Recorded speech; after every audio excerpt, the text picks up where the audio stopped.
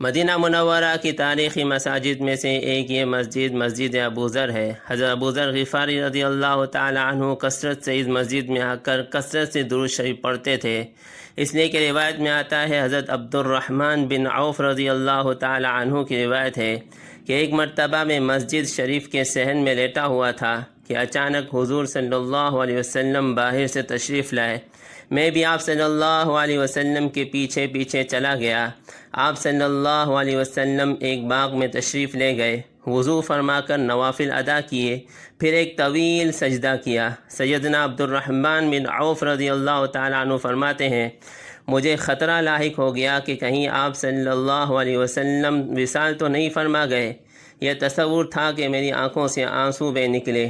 حضور صلی اللہ علیہ وسلم نے فرمایا، عبد الرحمن خیر ہے؟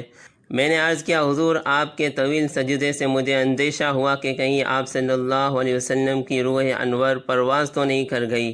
آپ صلی اللہ علیہ وسلم نے فرمایا، اللہ تعالیٰ نے مجھے میری امت کے لیے ایک انعام فرمایا ہے جس کے عوض میں نے سجدہ شکر ادا کیا ہے۔ وہ انعام یہ ہے کہ جو شخص مجھ پر ایک مرتبہ درود پڑھے گا، اللہ تبارک و تعالیٰ اس کے نامہ اعمال میں 10 نیکیاں لکھے گا اور 10 گناہ معاف فرمائے گا۔ جو مجھ پر سلام بھیجے گا، اللہ تعالیٰ اس پر سلام فرمائے گا۔ اس طویل سجدے کی مقام پر یہ مسجد تعمیر ہوئی ہے، اس وجہ سے اس مسجد کا نام مسجد سجدہ ہے، اس لیے کہ آپ نے یہاں طویل سجدہ فرمایا۔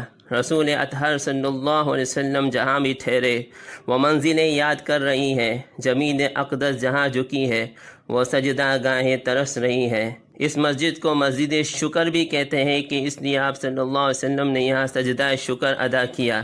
یہ مسجد بحیرہ کے نام سے بھی مشہور ہے کہ یہاں بحیرہ نام کا ایک باغ تھا، اور یہ مسجد اسواف بھی کہلاتی ہے، اس لیے کہ حدیث شریف میں آتا ہے کہ آپ اسواف کے ایک باغیچے میں تشریف لے گئے۔